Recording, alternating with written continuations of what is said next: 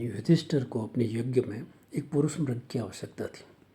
जब ब्रह्मा के यज्ञ में कुपित हुए शिव ने अपने ही स्वरूप से एक जीव को पैदा किया जो कि पापियों को दंडित करता है और यज्ञ की रक्षा करता है। ये आधा मृग और आधा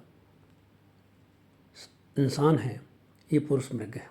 ये मृग चंचल मन का प्रतीक है और चंचल मन के प्रतीक को जो मन साध लेता है तो ये साधु रूप है पुरुष मृग। युधिष्ठिर को जब अपने यज्ञ में इसकी आवश्यकता पड़ी तो उसने भीम से अनुग्रह किया कि वो जंगल में जाए और पुरुष मृग ले आए। जंगल में जब पुरुष मृग भीम को मिलते हैं तो एक शर्त लगाते हैं कि जो दौड़ में दूसरे को पकड़ लेगा वो उसका दास बनेगा। भीम स्वीकार करते हैं।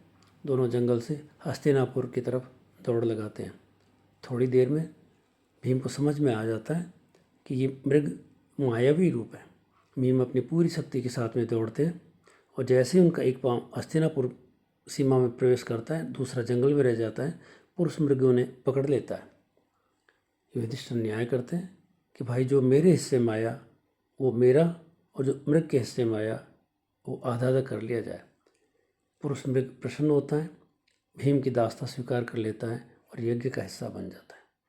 पुरुष मृग हमें शिल्प में भी मिलता है, पुराण में भी मिलता है।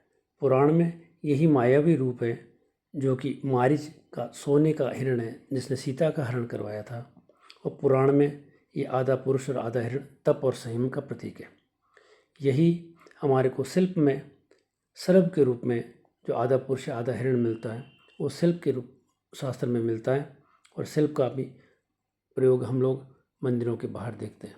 इस तरह से मन को संयम करने का व्रती पुरुष मृग है।